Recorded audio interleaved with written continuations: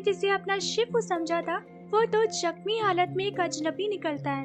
अब ये अजनबी बेहोश था और उसे यहाँ ऐसे अकेले चिलचिलाती धूप में छोड़ देना उसे सही नहीं लगता।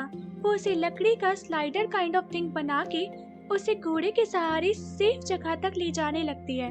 इसी बीच छंगिन को होश आ जाता है और वो शाफांग को दुश्मन समझ के घोड़े पर कूदकर उसे ग्रैब कर लेता है और एट लास्ट वो दोनों ही घोड़े से गिर जाते हैं। छंगिन की नजर कह रही थी कि वो तो इसी वक्त शाफांग को जान से मार देगा। शाफांग बताने का ट्राई करती है कि वो उसे हर्ट नहीं करने वाली है, उसने तो उसे बचाया है, उसके घाव को बैंडेज किया है। कई दिनों की भूख और प्यास के कारण छंगिन फिर से बेहोश हो जाता है। मीनवाइल क्राउन प्रिंस की बॉडी प्रोटेक्शन मेंशन में ले आई जाती है। यहाँ हम मिलते हैं प्रोटेक्शन मेंशन के हेड जनरल गाओशन से। ये है प्राइम मिनिस्टर गाओ का सबसे प्यारा और काम का बेटा, बिल्कुल प्राइम मिनिस्टर गाओ की कॉपी है। जहाँ प्राइम मिनिस्टर गाओ ली डायनेस्टी में अपनी साजिशबाजी करते हैं, वैसे यहाँ ये अपने फादर के नक्शे कदम पर चलते हुए शीजू, तांजी और ली डायनेस्टी के बॉर्डर पर रहकर प्लानिंग प्लॉटिंग करते हैं। जब जनरल गाओशन को जनरल पे हांग से पता लगता है कि क्राउन प्रिंस के अटैक वाली लोकेशन पर तांजी के लोगों के हथियार मिले हैं, उससे बड़ा शॉक लगता है। वो ऑर्डर देता है जनरल पे को कि तांजी के इस केस से जुड़े होने की खबर कहीं बाहर न जाए। लंबा सफर तय करके कोचियान जब तय की हुई लोकेशन पर पहुंचता है तो उसे एक मरा हुआ घोड़ा और इसका शाफांग को दिया हुआ विशल वाले एरो के अलावा और कुछ नहीं मिलता। वो डर गया था कि कहीं शाफांग किसी खतरे में तो नहीं है। यहाँ कुछ घंटों बाद छंगिन अपनी बेहोशी से जागता है तो पाता है कि वो तो एक पेड़ से बंधा हुआ है और सामने शाफांग उसे पानी दिखा दिखा कर ललचा रही थी।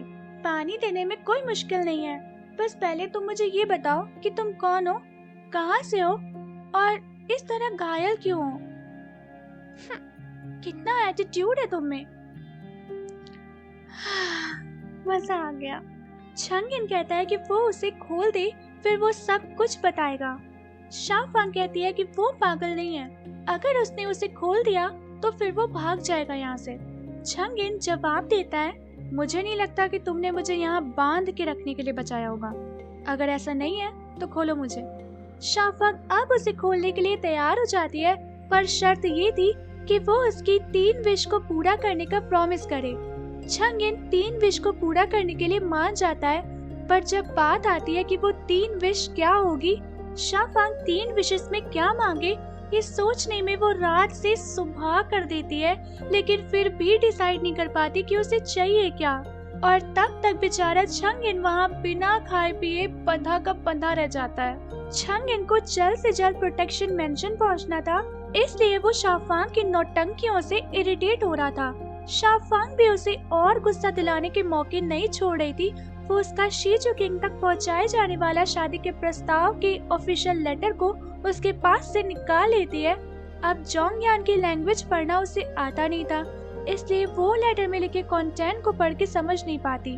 अब इस प्रपोजल लेटर को वापस देने में भी वो आनाकानी करने लगती है। उसे अभी पहले उसके बारे में जानना है, तभी वो उसे वापस करेगी। हार कर छंगिन छोटी पहचान और स्टोरी बना के उसे सुना देता है कि वो ली डायनेस्टी का एक व्यापारी है जो यहाँ शीजो में व्यापार करने आया था, पर रास्ते में डाकुओं ने हमला करके उससे उसका सामान छीन लिया और इस हमले की वजह से वो अपने काफिले से भी अलग हो गया और वो लेटर जो उसके हाथ में है वो उसका पासपोर्ट है। शाफांग को ये स्टोरी बहुत ही इमोशनल लगती है और तुरंत वो उसे बंधन से आजाद कर देती है। तुम चिंता मत करना, मैं तुम्हें इंसाफ दिलाऊंगी और तुम्हारा सामान भी। छंगिन सरकास्टिक वे में कहता है, अच्छा। शाफांग कहती है, विश्वास करो मुझ पर, अगर मैं नहीं भी कर पाई तो मेरे शिफू है ना, वो जरूर कर देंगे। शाफांग छंगिन से अपनी शिफू को मिलाने के लिए अपने विशल वाले एरो को ढूंढने लगती है, जिसे हवा में छोड़कर वो अपने शिफू को यहाँ बुला लेगी, मगर उसे मिलता नहीं है क्योंकि वो एरो वहाँ होता ही नहीं है। छाई मू और जनरल पे दोनों अपनी अपनी तरह से छंगिन की खोज में लगे हुए थे, पर अभी तक तो वो उन्हें नहीं मिलता है क्योंकि ये मिस्टर तो यहाँ शाफांग के साथ फंसे हैं। छंगिन को सडनली बहुत से घोड़े की इस तरफ आने की आवाज आती है। वो छुप कर उस डायरेक्शन में देखने लगता है। ये तांची के किंग का ग्रैंडसन और शाफांग का कजिन ब्रदर ये मोयान है। तांची के लोगों को देखते ही छंगिन के सामने उसके भाई की मौत के दर्दनाक सीन फ्लैश होने लगते हैं, जिसके जिम्मेदार तांची के हमलावर थे। छंगिन नफरत से भर जाता है और खुद से कसम लेता है कि वो बहुत जल्द इन तांची से अपने भाई की मौत का बदला लेगा। उसका बस चलता तो वो इसी वक्त उन पर टूट पड़ता, पर ये सही समय नहीं था। इसी समय जनरल गाओशिन भी वहाँ आ जाते हैं। इनकी आपस की बातों से हमें पता चलता है कि ये मोयान और ली डायनेस्टी के जनरल गाओशिन ने आपस में एक दूसरे से समझौता किया है, जिस समझौते के बारे में इनके अलावा किसी और को कोई खबर नहीं है। समझौता ये था कि साल में 3 बार ये मोयान ली डायनेस्टी के बॉर्डर सिटी पर हमले और लूटपाट करेगा, और जैसे ही जनरल गाओशिन दिखावा करते हुए अपनी आर्मी के साथ उन्हें रोकने आएंगे, वो सब चुपचाप अपना काम पूरा करके वहाँ से चले जाएंगे। इससे होगा ये कि ये मोयान ली डायनेस्टी के बॉर्डर पर अपनी तांची का खौफ कायम रख पाएगा, और गाओशिन इसमें इंटरप्ट ना करके तांची से बेफालतू की लड़ाई और खून खराबे से दूर रह के शांति से यहाँ अपनी हेड जनरल की पोस्ट का आनंद उठा पाएगा। जनरल गाओशिन यहाँ ये मोयान से इनडायरेक्टली जानने की कोशिश करता है कि क्या उसने बॉर्डर के पास की सिटीज पर हमले या लूटपाट करने के अलावा ली डायनेस्टी के खिलाफ क्या कुछ बहुत बड़ा किया है। ये मोयान साफ कहता है कि तांची के लोग अपनी जुबान के पक्के होते हैं। वो अगर कुछ करते हैं तो डंके की चोट पर करते हैं। वो जाते जाते ये मोयान को वार्न कर देता है कि तांची को अब फ्यूचर में ली डायनेस्टी से अलर्ट रहने की जरूरत है। छंगिन जो दूर से इन्हें देख रहा था, इन दोनों के हाव भाव और बात करने के तरीके से वो ये अंदाजा लगा पा रहा था कि इन दोनों का आपस में कोई ना कोई कनेक्शन है। शाओफांग के घोड़े के हिनहिनाने की आवाज ये मोयान को सतर्क कर देती है कि वहाँ कोई है। वो सब एक्शन मोड में आ जाते हैं छुपे हुए पर्सन पर अटैक करने के लिए। छंगिन शाओफांग को कंसोल कर रहा था कि वो डरे नहीं, वो उसे बचा लेगा तांची के लोगों से। लेकिन दूसरे ही पल जो होता है वो उसके एक्सपेक्टेशन से बिल्कुल उल्टा था। वो ये मोयान के सामने स्माइल करते हुए हाथ नचाते हुए पहुंच जाती है। शाओफांग, तुम यहाँ क्या कर रही हो? फिर से पैलेस से भाग गई ना? आपको माँ ने तो नहीं भेजा है मुझे वापस लाने के लिए? तुम्हारा पीछा करना, इतना फालतू टाइम नहीं है मेरे पास। शाओफांग ये मोयान को भरोसा दिलाती है कि वो यहाँ अकेली नहीं है, कोई है उसके साथ जिसके साथ वो जल्द ही वापस पैलेस लौट जाएगी। छंगिन शॉक में था कि उसे बचाने वाली उसके भाई को मारने वाले की फैमिली से है। शाओफांग जब वापस आती है तो उसे छंगिन कहीं नहीं मिलता। उसे बस एक कपड़ा मिलता है जिसमें चोंगयान की भाषा में छंगिन ने कोई मैसेज छोड़ा था उसके लिए। छंगिन वहाँ से चलते चलते अपने मास्टर छाइमू से मिल जाता है, जिन्होंने यंग एज में उसे यूनिक आर्चरी स्किल सिखाई थी। छाइमू उसे सेफली प्रोटेक्शन मेंशन तक ड्रॉप कर देता है। शाओफांग भी घोड़े पर सवार वहाँ से निकल चुकी थी। फॉर्चुनेटली उसके शिफू उसे रास्ते में ही मिल जाते हैं। वो नाराज थे अपने शिफू से कि जब वादा 3 दिन में आने का किया था तो 3 दिन से ज्यादा क्यों लगा दिया उसने। शाओफांग को मनाने के बाद अब फाइनली वो दोनों साथ में वहाँ से दूर भागने के लिए तैयार थे।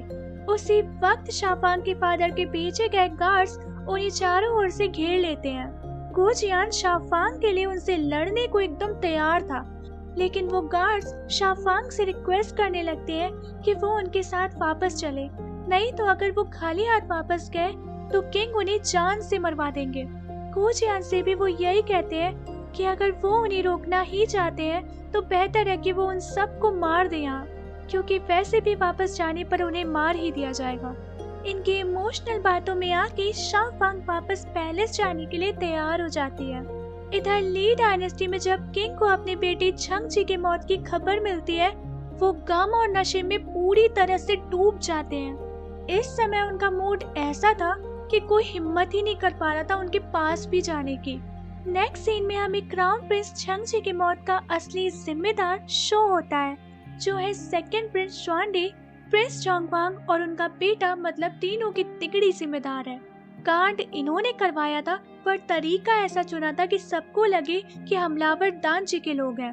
प्रिंस श्वानडे को छंगिन का हमले में जिंदा बच जाना हजम नहीं हो रहा था, क्योंकि क्या पता ली छंगिन को फ्यूचर में उसके खिलाफ कोई क्लू मिल जाए कि ये कांड उन्होंने करवाया है। इसलिए वो अपने आदमियों को ऑर्डर करता है कि वो छंगिन को मौका पाकर ही खत्म कर दे।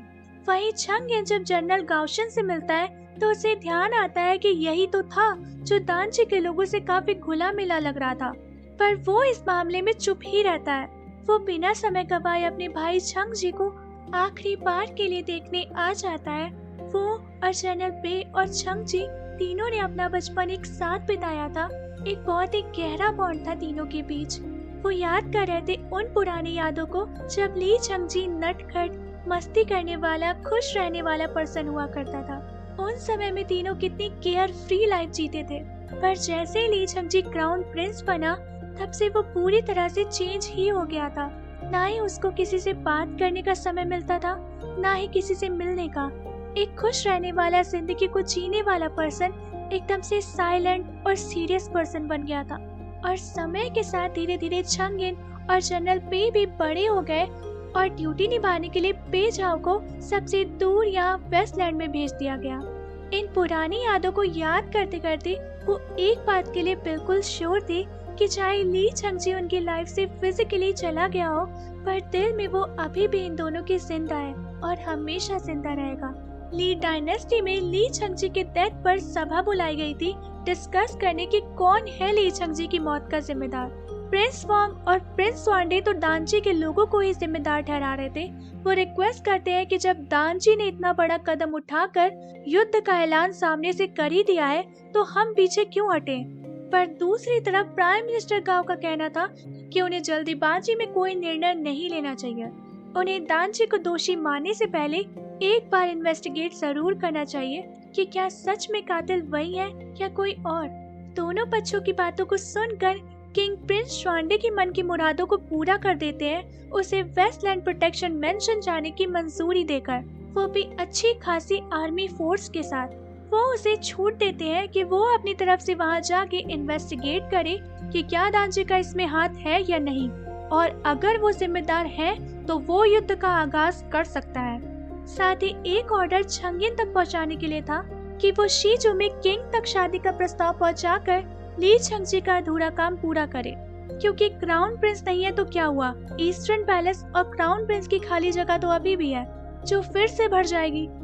आज की सभा अटेंड करने के बाद ये हिल्लू डुलू प्राइम मिनिस्टर गाओ हिलते डुलते अपने मेंशन में आ जाते हैं और गेट के अंदर इंटर हुए नहीं कि ये हिल्लू डुलू वाली पर्सनालिटी से एकदम चेंज होके चौड़े सीने के साथ तन जाते हैं। ये है प्राइम मिनिस्टर गाओ का दूसरा बेटा और ये है गाओ का सबसे छोटा और नालायक बेटा। तीनों बेटों में से बस यही है जिसका दिमाग सबकी तरह शातिर नहीं है। उसे अपने फादर की साजिशें और उनका इस तरह बीमार होने का नाटक करना समझ नहीं आता था। उसका मन तो बस बिना दिमाग चलाए मिलने वाली पावर और पैसों में है। शाओफांग को वापस लाने के बाद उसे अपने फादर मदर के सामने पेश किया जाता है। गु जियान को भी थोड़ा बहुत सुनने को मिलता है शाओफांग के फादर से। अब वो शाओफांग का टीचर है तो उसी की रिस्पॉन्सिबिलिटी तो है कि वो शाओफांग को अच्छी सीख दे। अब क्योंकि उन्हें ये लगता है कि गु जियान ही शाओफांग को ढूंढकर यहाँ पर लाया है तो वो गु जियान को इस बार के लिए माफ कर देते हैं, पर असली धुनाई तो शाओफांग की होती है। परेशान हो चुके हैं कि कब सुधरेगी उनकी ये बेटी। फिर से शाओफांग को उसके पैलेस में कैद कर दिया जाता है। गु जियान शीजू किंग की पनिशमेंट से तो बच गया था, पर अपने अडॉप्टिव फादर की सजा से वो नहीं बच सकता था। वो फिर से उसे उसके रियल मिशन को दोहराने के लिए कहते हैं और वो उन्हें दोहराता है कि उसे गु फैमिली के साथ हुए अन्याय और उनकी दर्दनाक मौत का बदला लेना है। और क्या प्रिंसेस शाओफांग के करीब नहीं जाना है। मेरी और उसकी दुनिया पूरी तरह से अलग है। छाई उसकी ये आखिरी गलती मानकर उसे माफ कर देते हैं। गु जियान शाओफांग से अपना माइंड डिस्ट्रैक्ट करने के लिए अपनी ट्रेनिंग पर फोकस करता है। शाओफांग छंगयिन के छोड़े गए मैसेज को पढ़ने की बहुत कोशिश कर रही थी, पर 3 नंबर के अलावा उसे और कुछ समझ नहीं आता। वो गेस करती है कि कहीं उसका मैसेज 3 दिन में वापस मिलने आने का तो नहीं है। इधर दानची के जासूसों ने ये खबर किंग तक पहुंचा दी थी कि ली डायनेस्टी भारी संख्या में अपनी आर्मी को बॉर्डर पर इकट्ठा कर रहा है। किंग डाइडार को ये समझ नहीं आ रहा था कि ली डायनेस्टी अचानक से ये सब क्यों कर रहा है। ये मोयान को भी बस गाओ शिन से ये चेतावनी मिली थी कि उन्हें ली डायनेस्टी से सतर्क रहने की जरूरत है। किंग डाइडार को ये मैटर इतना भी इजी नहीं लगता प्रिकॉशन लेते हुए वो भी अपने हजारों सैनिकों को अपने बॉर्डर पर तैनात कर देते हैं। शोबू के किंग तक भी ये खबर पहुंच चुकी थी कि डांची और ली डायनेस्टी के बीच कोई बड़ा युद्ध हो सकता है। सेफ्टी के लिए वो भी अपने 20,000 सैनिकों को अपने बॉर्डर पर लगा देते हैं। इसी तरह सब अपने अपने सैनिकों को अपने बॉर्डर पर तैनात कर चुके थे। प्रिंसेस मिंगवान को जब से क्राउन प्रिंस ली चंगजी की डेथ का पता चला था, तब से उसकी चिंताएं और बढ़ गई थी। जहाँ तक उसने फील किया था, उसे सेकंड प्रिंस श्वानडे पर भरोसा नहीं है। वो जानती है कि यंग एज से ही प्रिंस श्वानडे की नजर क्राउन प्रिंस की पोजीशन पर गड़ी हुई थी, और उसे ये भी अच्छे से पता है कि क्वीन और प्राइम मिनिस्टर गाओ मिलकर छंगयिन को क्राउन प्रिंस की गद्दी तक पहुंचाने की पूरी कोशिश करेंगे, और क्राउन प्रिंस बनते ही वो उनका पपेट बन जाएगा। अब छंगयिन की बेफिक्री वाली जिंदगी खत्म होने वाली है। अब वो चाहे या ना चाहे, उसे पावर और पॉलिटिक्स के इस खूनी खेल में पड़ना ही पड़ेगा। छाइमो को भी इसी की चिंता थी कि छंगयिन सिंपल और इनोसेंट है, जो आसानी से लोगों पर भरोसा कर लेता है। अगर अभी उसे नहीं संभाला गया तो आगे वो बहुत बड़े खतरे में पड़ सकता है। मिंगवन डिसाइड कर लेती है कि अब समय आ गया है छंगयिन को उसकी जिंदगी का सबसे बड़ा सच बताने का। छंगयिन शीजू किंग तक शादी का ऑफिशियल प्रपोजल देने पहुंच चुका था। शीजू किंग तो ऑलरेडी इस रिश्ते के लिए तैयार थे। ऊपर से ली डायनेस्टी की तरफ से भी इसका प्रपोजल आने से वो और भी खुश हो जाते हैं। वो जैसे इस प्रपोजल को एक्सेप्ट करने ही वाले होते हैं, तन वांग शोबू किंग की तरफ से भेजा गया शादी का प्रपोजल किंग के सामने प्रेजेंट करता है। किंग अब कंफ्यूजन में आ जाते हैं एक साथ दो मैरिज प्रपोजल को पाके, और वो नहीं चाहते कि वो शोबू की किंग की शादी के प्रपोजल को डायरेक्टली रिजेक्ट करके उनकी बेइज्जती करे। इसलिए किंग इन दोनों पार्टी के बीच चलती बहस को रोककर उन्हें 3 दिन के बाद आने का आदेश सुनाते हैं। 3 दिन के बाद की डेट पर ही वो अपना फाइनल डिसीजन लेंगे। छंगयिन तब तक प्रिंसेस मिंगवान से मिलने आ गया था। मिंगवान की आधी बीमारी तो ली छंगयिन से मिल के दूर हो गई थी। मिंगवान उससे शेयर करती है कि हर पल वो अपने देश, अपने शहर जोंगयान जाने के बारे में सोचती रहती है। ली छंगयिन सुझाव देता है कि क्यों ना अब की बार वो उसके साथ जोंगयान चले। वहाँ के डॉक्टर्स भी उनका अच्छे से ध्यान रखेंगे। तुम बिल्कुल अपनी माँ जैसे हो। वो भी हमेशा दूसरों के बारे में सोचती रहती थी। माँ, मेरी तो रियल माँ यंग एज में ही चली गई। मुझे तो याद भी नहीं है वो कैसी दिखती थी। छंगयिन, मुझे आज तुम्हें कुछ बताना है। मिंगवान उसे एक सीक्रेट गुफा के अंदर ले जाती है, जहाँ बहुत सारे डेड लोगों के मेमोरियल्स रखे थे। वो छाइमू से भी उसे मिलवाती है और कहती है कि छाइमू सालों से यहाँ उसके साथ है। वो भी छाइमू पर पूरा भरोसा कर सकता है। वो छंगयिन को उसके अंकल मतलब चाचा और माँ की पोर्ट्रेट दिखाती है। वो उसे सारी बातें बताना शुरू करती है कि गू फैमिली जोंगयान की एक फेमस नोबल फैमिली हुआ करती थी। उसके अंकल गू रोई पिछले जनरेशन के सबसे पावरफुल जनरल हुआ करते थे। शुरुआत से वो अपनी नॉलेज, युद्ध कला और मॉरल वैल्यूज के लिए फेमस थे। उसके अंकल, उसके फादर और छेंचांग जो एक और योद्धा जनरल थे, उनमें एकदम भाइयों के जैसा बॉन्ड था। उस समय में उसके फादर क्राउन प्रिंस हुआ करते थे। उसके फादर और अंकल जनरल गुरुए और जनरल छेंचांग ने मिलकर साथ में कई बड़े बड़े युद्धों पर जीत हासिल की थी। और जब छंगयिन के ग्रैंडफादर की डेथ हुई तो उसके फादर किंग की गद्दी पर बैठ गए और जनरल गुरुए को राइट मिनिस्टर का पद मिल गया। जनरल गुरुए की नॉलेज और ईमानदारी की वजह से पैलेस में होने वाली हर सभा में सभी लोग जनरल गु की बातों का ही समर्थन करते थे, और प्राइम मिनिस्टर गाओ जो उस समय लेफ्ट मिनिस्टर की पोस्ट पर थे, उसे गुरुए की पॉपुलैरिटी और पावर से जलन होने लगी थी। प्राइम मिनिस्टर गाओ अंदर ही अंदर षड्यंत्र रचते हुए साजिश करके अपना कंट्रोल धीरे धीरे पैलेस कोर्ट में बढ़ाने लगते हैं। वो बार बार किंग के सामने गुरुए और उनका साथी छेंचांग के खिलाफ झूठे एविडेंस बनवाकर प्रेजेंट करने लगे थे, जो एविडेंस ये दावा कर रहे थे कि गुरुए और छेंचांग दानजी के साथ मिलकर उनसे विद्रोह करने की सीक्रेट प्लानिंग कर रहे हैं। बार बार ऐसे एविडेंस मिलने से किंग को भी गुरुए और छेंचांग को लेकर शक पैदा होने लगता है और वो प्राइम मिनिस्टर गाओ को इन दोनों की इन्वेस्टिगेशन करने की जिम्मेदारी सौंप देते हैं। और इस किंग से मिली पावर का फायदा उठाकर प्राइम मिनिस्टर गाओ किंग का झूठा आदेश बनवाकर गू फैमिली और छन चांग की फैमिली को जड़ से खत्म करने का आदेश दे देते हैं। गू रुए, जिसे इन सब साजिशों का कोई अंदाजा भी नहीं था, वो अचानक से हुए इस अटैक से न खुद को बचा पाता है, न ही अपनी पूरी क्लान को। एक झटके में ही वह लाशों का ढेर लग चुका था और गू फैमिली की तरह छन चांग की फैमिली भी उनकी तलवार के आगे मारी जाती है। कुछ समय तक गवर्नमेंट और जनता के बीच गू फैमिली और छन चांग की फैमिली के मैटर को लेके काफी हलचल मचती है, पर प्राइम मिनिस्टर गाओ यहाँ भी अपना शातिर दिमाग लगा के छोटे फैक्ट्स किंग के सामने रख के इन सब से छुटकारा पा लेते हैं। किंग भी प्राइम मिनिस्टर गाओ की बातों में आके यही मानते आ रहे हैं कि गू रुए और छन चांग देश के विद्रोही थे जो अपनी ही साजिशों के कारण मारे गए। बाद में जब किंग को प्राइम मिनिस्टर गाओ से पता चलता है कि छन चांग अभी भी जिंदा है, तब से ही उन्होंने छन चांग को अरेस्ट करने का आदेश दिया हुआ है।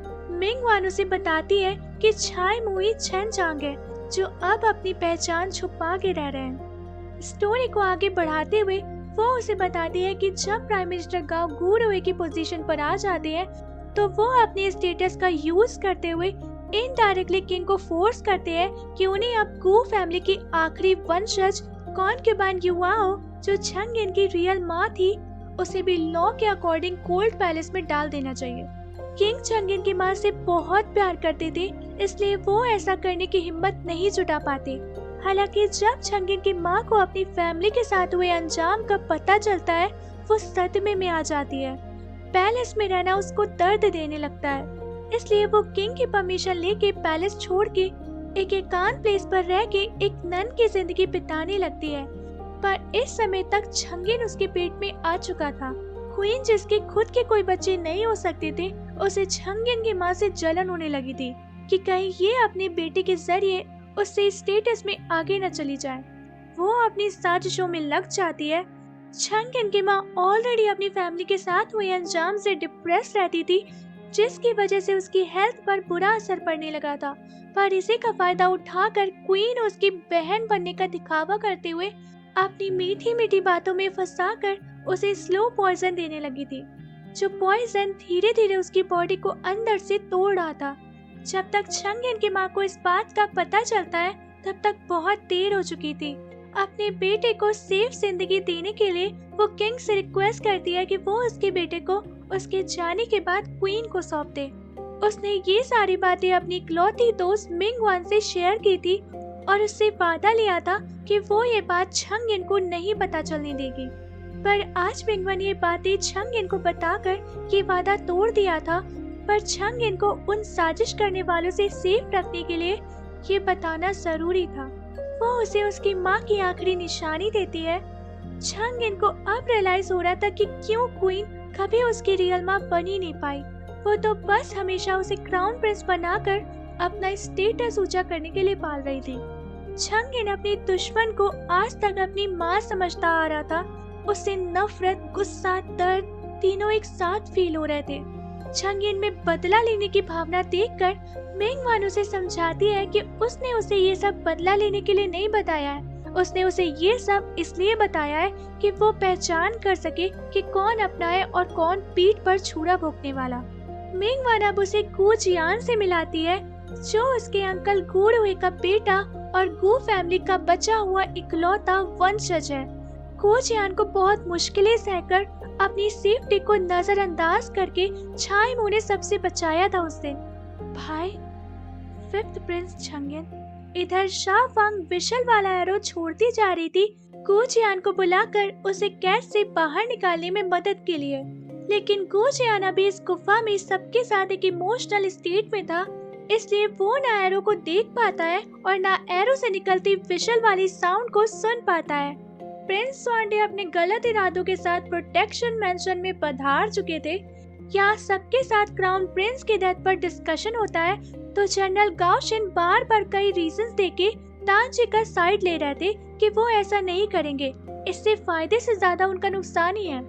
बाद में जब गाओशिन को रियलाइज होता है कि कहीं दानची का साइड लेने की वजह से वो किंग और प्रिंस स्वांडे के शक के घेरे में न आ जाए, इसलिए खुद को क्लियर रखने के लिए वो प्रिंस स्वांडे के साइड हो जाता है और इसे दानची को युद्ध में हराने के लिए एक बहुत बढ़िया आइडिया देता है। वो प्रिंस चांडी से रिवील करता है कि दानची के किंग ताईदार का कैंप दानची के दिल की तरह है। अगर उन्होंने उसे भेद लिया तो पूरा दानची उनके कदमों में होगा। हालांकि मुश्किल ये था कि दानची के किंग ताईदार का कैंप पता करना बाहरी लोगों के लिए नामुमकिन सा है, क्योंकि उनका कैंप कभी भी एक जगह पर नहीं टिकता और वो अपने कैंप की लोकेशन हर कुछ समय में चेंज करते रहते हैं। इसलिए आज तक कोई भी किंग ताईदार के कैंप तक नहीं पहुंच पाया है। प्रिंस चोंगवांग के बेटे ली यान को गाओ शेन पर बिलीव उतना नहीं था, इसलिए वो इस आइडिया पर काम करने के लिए एक मस्त सा सुझाव देता है जिससे सांप भी मर जाएगा और लाठी भी नहीं टूटेगी। इनका सुझाव था कि क्यों ना वो किंग ताईदार की कैंप की लोकेशन पता करने की जिम्मेदारी छंगिन को सौंप दे। इससे क्या पता उन्हें दानची किंग के कैंप की लोकेशन भी पता लग जाए और छंगिन से भी मुक्ति मिल जाए।